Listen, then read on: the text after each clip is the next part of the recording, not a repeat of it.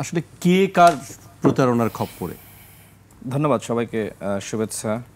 আমাদের আশরাফ আলী আকন ভাই তিনি চমৎকার বলেছেন তার যে দাবি, সেই দাবির প্রেক্ষিতে। তবে তার একটি বক্তব্য অত্যন্ত মূল্যবান, যেটি তিনি এর আগেও কয়েকটি টকশোতে বলেছেন যে 5 দফা যে কর্মসূচি নিয়ে তারা এখন মাঠে রয়েছে, এই কর্মসূচির যে সূত্রপাত, আলোচনা, সিদ্ধান্ত, সেটা এনসিপির বর্তমান আহ্বায়ক, সাবেক উপদেষ্টা, গণ অভ্যুত্থানের অন্যতম নায়ক নাহিদ ইসলামের বাসায় এই কর্মসূচির সিদ্ধান্ত হয়, যেটি ভাই বললেন, এবং এই কর্মসূচির আহ্বায়ক বানানো হয় নাহিদ ইসলামকে। পরবর্তীতে নাহিদ ইসলাম পোল্টি মেরেছে, যেটি তিনি এর আগে একটি টকশোতে বলেছিলেন, এবং সেই বক্তব্য নিয়ে ব্যাপক তোলপাড় হয়েছে যে তিনি আসলে যে 5 দফা কর্মসূচির যে ইতিহাস বা গমর, সেটি আসলে ফাঁস করেছিলেন। তা আমার কথা হলো যে আপনারা একটি বড় দল, একটি ছোট দলের মানে কথায় আপনারা এইভাবে আসলে মানে প্রতারিত হবেন কেন? তাদের ফাঁদে আপনারা পা দিলেন? আপনাদের তো অতীত অভিজ্ঞতা আছে, তাই না? তো এই অভিজ্ঞতা আপনি বলছেন যে তারা প্রতারণার ফাঁদে পা দিয়েছে, কিন্তু তারা বলছে যে তারাই প্রতারণা করছে। আসলে আমি সেটাই বলছি যে তার ভাষায় এনসিপির আহ্বায়ক নাহিদ ইসলাম তাদের সাথে প্রতারণা করেছে, যদি আমি তার বাক্যটা সঠিকভাবে বুঝতে পারি, যে তাদেরকে কর্মসূচির জন্য বাসায় ডাকলো, 5 দফা কর্মসূচি ঠিক করলো, এরপরে সেই কর্মসূচিতে তিনি আর থাকলেন না। তিনি এখন গতকাল সম্ভবত তিনি জামাত ইসলামের বিরুদ্ধে একটি পোস্ট করেছেন, এবং তিনি সেখানে উল্লেখ করেছেন যে জামাত ইসলামের যে কর্মসূচি, পিয়ারের দাবি, এটি আসলে রাজনৈতিক প্রতারণা, এবং অনেক শব্দ চয়ন যেটি করেছেন, যেটি আসলে পরিকল্পিত। জামাত আসলে সেটা আসলে মানতে পারছে না। জামাত তো খুব অবাক হয়ে গেল যে এনসিপির জন্য আমরা এত কিছু করলাম, সে এনসিপি এখন আমাদেরকে প্রতারক বলছে। দেখেন, তারা যে সময় কর্মসূচির আয়োজন করেছে, যখন জামাত আয়োজন করেছে, তখন বিভিন্ন দলের পক্ষ থেকে সেখানে সংহতি জানিয়েছে, এবং এনসিপি ওই সময় তাদের অবস্থান ক্লিয়ার করে নাই যে তারা শুধুমাত্র কি নিম্নকক্ষে পেয়ার চায় নাকি উচ্চকক্ষে পেয়ার চায়। আমরা কিন্তু আমাদের অবস্থান সেই 2021 সালে আমরা ক্লিয়ার করেছি যে আমরা উচ্চকক্ষে পেয়ার চাই, এবং যখন নিম্নকক্ষের পেয়ারের বিষয়টা যখন আলোচনা এসেছে, আমরা বলেছি যে আমরা নিম্নকক্ষে চাই না, আমরা উচ্চকক্ষে পেয়ার চাই, এবং আমরা কিন্তু জনগণের সাথে প্রতারণা করি নাই। আমরা আজকে বললাম যে নিম্নকক্ষে পেয়ার চাই, কালকে বললাম যে চাই না, বিষয়টা আসলে এরকম না। আমরা পেয়ার চাই, তবে আমরা পেয়ার চাই উচ্চকক্ষে। তবে এনসিপি বিষয়টা ক্লিয়ার করতে না পারার কারণে আসলে জামাত বা ইসলামী আন্দোলন তারা এক প্রকার বিভ্রান্ত হয়েছে। তো সেই বিভ্রান্তর দায় আসলে কে নেবে? সেটার জন্য কি ইসলামী আন্দোলন বা জামাত দায়ী নাকি এনসিপি দায়ী? সেটি নিয়ে আমি মনে করি যে তাদের মধ্যে আলোচনা হওয়া দরকার। তবে আকন ভাই যেটি বললেন যে তারা প্রতারিত হয়েছে বা তাদের সাথে পোল্টি মারা হয়েছে, এখন নাহিদ ইসলাম তো আসলে এই পোল্টিবাজির রাজনীতি করেন না। আমি তাকে চিনি যে তিনি যথেষ্ট শান্ত, ধৈর্যশীল এবং যথেষ্ট জ্ঞানী। হঠাৎ করে কি হলো যে তিনি আসলে ইংরেজিতে একটি পোস্ট করলেন। তার এই পোস্টটা আসলে আমি জানি না আসলে কিভাবে এনসিপির দলীয় ফোরামে আলোচনার ভিত্তিতেই কি এইভাবে এই পোস্টটা লেখা হয়েছে, নাকি নাহিদ ইসলাম ব্যক্তিগত সিদ্ধান্ত নিয়ে এই ধরনের পোস্ট করেছেন, এটি নিয়ে আমার কাছে মনে হয় যে অনেক ধরনের সংশয় সন্দেহ আছে। দেখেন, শুধুমাত্র জামাত ইসলাম তো নিম্নকক্ষে পেয়ারের দাবিতে আন্দোলন করছে না, আরও 60টি দল সম্ভবত তাদের সাথে আছে, এবং তাদের এই দাবির প্রতি আপনার সমর্থন না থাকতে পারে, কিন্তু আপনি এই প্রকাশ্যে যে দাবি, সেই দাবিকে আপনি প্রতারণা জনগণের সাথে এইটা বলতে পারেন। সমর্থন আছে কিনা সেটি তো এখনো বলার সময় আসেনি। আমি তো স্পষ্ট বললাম যে আমি নিম্নকক্ষে পেয়ার চাই না, এবং নিম্নকক্ষে পেয়ার আমি কেন চাই না সেই যুক্তি আমি দিব, কিন্তু আমি বলতে পারি না যে ইসলামী আন্দোলন জনগণের সাথে প্রতারণা করছে, কারণ ইসলামী আন্দোলন নিম্নকক্ষে পেয়ারের দাবিতে তারা 2008 সাল থেকে তারা এই দাবি জানিয়ে আসছে। এই দাবি আপনার কাছে গ্রহণযোগ্য কি গ্রহণযোগ্য না সেটা আপনি মূল্যায়ন করতে পারেন, কিন্তু আপনি তো ইসলামী আন্দোলনকে বলতে পারেন না যে তারা প্রতারণা করছে। আমি ইসলামী আন্দোলনকে প্রতারণা তারা করছে এটা আমি মনে করি না। তারা প্রকাশ্যে যেটি বলার সেটি তারা করছে।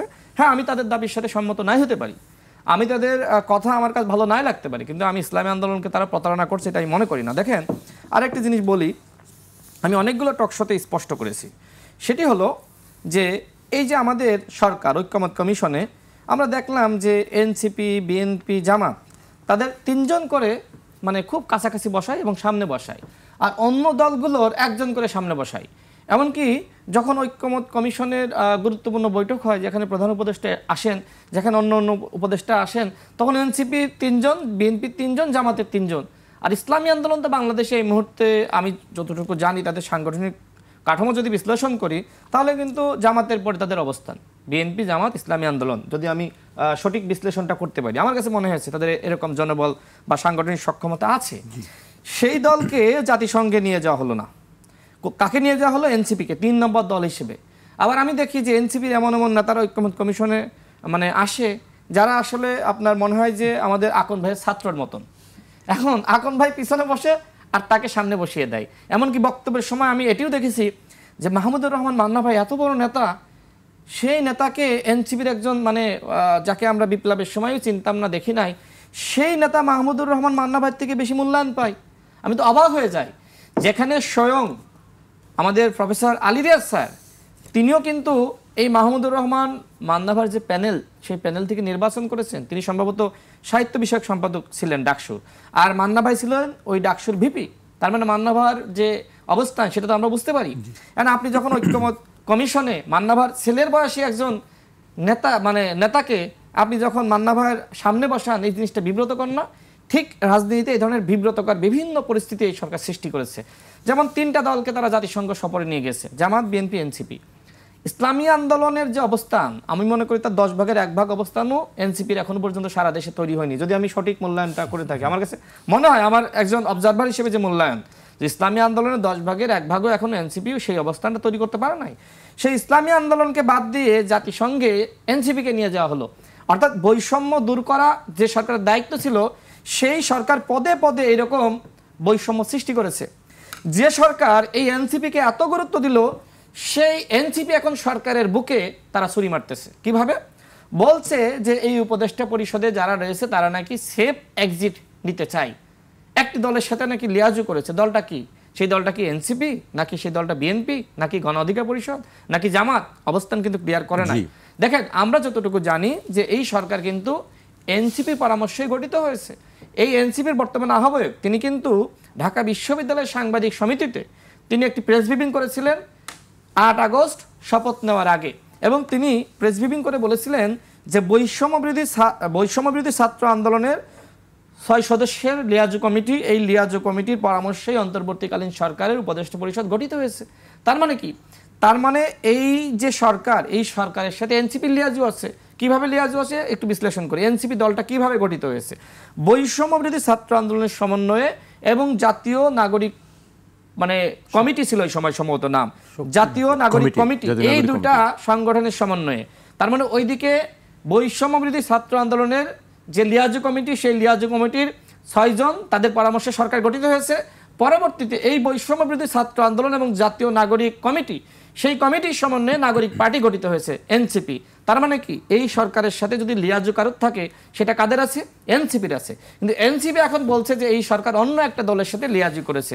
আমি আসলে বুঝতে পারতেছি না যে তাদের সরকার আবার এই সরকারকে বিতর্কিত করার জন্য তারা উঠে পড়ে লেগেছে। কারণটা কি? কারণটা হলো যে এই সরকার এখন নির্বাচনমুখী। এই সরকার এখন মনে করে যে যেহেতু আমরা সংস্কার করতে পারি নাই, যেহেতু আমরা গণহত্যার বিচারটাও করতে পারতেছি না, সুতরাং নির্বাচন দিয়ে আমাদের সসম্মানে বিদায় নিতে হবে। সরকারের উপদেষ্টারা মনে করছে যে আমরা সব কিছুতে ব্যর্থ হয়েছি, কিন্তু আমরা যদি একটি সফল নির্বাচন জাতিকে উপহার দিতে পারি, তাহলে এদেশের জনগণ আমাদেরকে ক্ষমা করবে। এই কারণে তারা এখন নির্বাচনমুখী। কিন্তু এনসিপির নেতারা, আপনি নিশ্চয়ই জানেন, তারা সামাজিক যোগাযোগ মাধ্যমে, বিশেষ করে সার্জিস সাহেব, তিনি পোস্ট করেছিলেন যে ডক্টর মোহাম্মদ ইউনূস এবং তার সরকারের 5 বছর থাকা দরকার। ডক্টর মোহাম্মদ ইউনূসকে তিনি 5 বছরের একজন রাষ্ট্রনায়ক হিসেবে কল্পনা করেছিলেন। এখন যখন এই সরকার নির্বাচনমুখী হয়ে পড়লো এবং এনসিপি দল দেখলো যে তারা সাংগঠনিক কাঠামো আসলে বিস্তার করতে পারে নাই, 5 বছর থাকলে তারা মনে করছিল যে আমরা ব্যাপকভাবে ছড়িয়ে ছিটিয়ে যেতে পারবো, যেহেতু 2 বছর বা 1.5 বছর পারতেছে না, এই জন্য সরকারের সাথে তাদের এখন একটি সম্পর্কের অবনতি হয়েছে। সেই জায়গা থেকে নাহিদ ইসলাম বলছেন যে এই উপদেষ্টা পরিষদ আমাদের সাথে প্রতারণা করেছে, আমরা তাদেরকে এই জায়গায় বসিয়ে ভুল করেছি। তো ভুলটা তো আপনি করেছেন, ভুলটা তো আমি করি নাই। কারণ আপনার সরকার যদি আপনার সাথে প্রতারণা করে, সেই দায় কি আকন ভাই নিবে? সেই দায় কি আমি নিব? আপনার সরকারের সাথে আপনার ভুল বোঝাবুঝি আছে।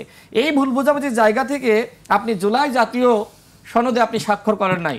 যখন ঘোষণাপত্র হয়েছিল, সেই ঘোষণাপত্রে আপনি স্বাক্ষর করতে গেলেন, আপনি কেন জুলাই জাতীয় সনদে স্বাক্ষর করতে গেলেন না? এই প্রশ্নটা আমি করছি।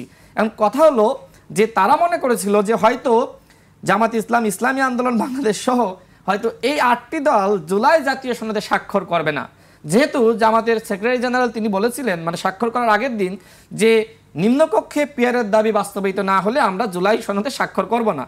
তো পরবর্তীতে হয়তো তাদের দলীয় ফোরামে বা তাদের এই যে মানে আসন নেগোসিয়েশনের যে জোট তৈরি হতে যাচ্ছে, এই জোটে হয়তো আলোচনার প্রেক্ষিতে তারা সিদ্ধান্ত নিয়েছে যেহেতু এনসিপি অতীতে আমাদের সাথে প্রতারণা করেছে, সুতরাং এনসিপির ফাঁদে আমরা পা দিব না, আমরা জুলাই জাতীয় সনদে স্বাক্ষর করব। যেহেতু জামাত ইসলাম এবং ইসলামী আন্দোলন সহ এই 7টি বা 8টি দল তারা স্বাক্ষর করেছে, এই জন্য নাহিদ ইসলাম এখন ক্ষুব্ধ হয়ে তিনি জামাত বা ইসলামী আন্দোলন বা অন্যান্য এই যে নিম্নকক্ষে পেয়ারের দাবিতে যারা আন্দোলন করছে এদের প্রতি এই ধরনের নিষেধাজ্ঞা করেছেন। আমি মনে করি যে সমালোচনা থাকতে পারে, কিন্তু একটি দল বা এই জোট তারা নিম্নকক্ষে পেয়ার নিয়ে তারা যে আপনার জাতির সাথে প্রতারণা করছে এটা আমি মনে করি না। আমি এটার সাথে একমত না। কেন, আমি একটু 1 মিনিটে বলে শেষ করি। দেখেন, নিম্নকক্ষে পেয়ার হলে অনেকগুলো সমস্যা হয়। সমস্যা 1 নম্বর, সেটি হলো যে এই নিম্নকক্ষে পেয়ার হলে বাংলাদেশে কোনো স্থায়ী সরকার ব্যবস্থা থাকবে না। আমাদের দেশের যারা এমপিরা হবে নিম্নকক্ষে পেয়ারের মাধ্যমে তারা সকাল বিকাল কেনাবেচা হতে পারে, তাই না? এই ধরনের চরিত্র তো বাংলাদেশের রাজনীতিবিদদের আছে। যারা স্বতন্ত্র ক্যান্ডিডেট তারা কিন্তু নির্বাচনে দাঁড়াতে পারবে না। যে দলগুলোর নিবন্ধন নাই সেই দলগুলো নির্বাচনে দাঁড়াতে পারবে না। এমনকি এই যে ভাই বললেন যে আমাদের যে দাবি ছিল সেখানে হিন্দু বৌদ্ধ খ্রিস্টান ঐক্য পরিষদের নেতৃবৃন্দ এসেছে এবং তারা বলেছে আমরা পিয়ার চাই, পিয়ারের মাধ্যমে বৈষম্য দূর হবে। কেন তারা এই দাবি করলো আমি একটু বিশ্লেষণ করি। দেখেন, বাংলাদেশে ইসলামিক দলগুলো আছে না, যেমন জামাত ইসলাম, ইসলামী আন্দোলন বাংলাদেশ, তারা হয়তো ভবিষ্যতে বলতে পারে এদেশের যারা মুসলিম তাদের প্রতিনিধিত্ব শুধুমাত্র আমরাই করি, এবং হিন্দু বৌদ্ধ খ্রিস্টান মনে করেন তারা মিলে একটি দল গঠন করলো।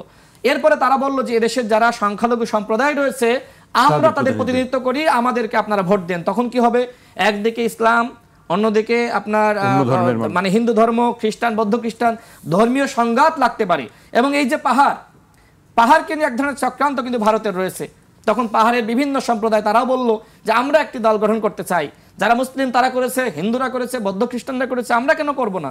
তখন এই যে ধর্মীয় সংঘাত সৃষ্টি হবে এবং এই যে ধর্মের ভিত্তিতে রাজনৈতিক দল, ধর্মের ভিত্তিতে বিভাজন, এই বিভাজন কিন্তু সামনে বাড়তে পারে। এই কারণে আমরা মনে করি যে নিম্নকক্ষে আসলে বাংলাদেশে পিয়ারের বাস্তবতা নাই। উচ্চকক্ষে পিয়ার হলে এই ধরনের সংকট বা সমস্যা থাকে না। উচ্চকক্ষে পিয়ার নিয়ে যদি ইসলামী আন্দোলন আরো জোর দিত বা জামাত ইসলাম বা অন্যান্য দল, তাহলে হয়তো উচ্চ কক্ষে পেয়ারটা হতো। তারা আসলে নিম্ন কক্ষের পেয়ারটা বেশি জোর দিয়েছে।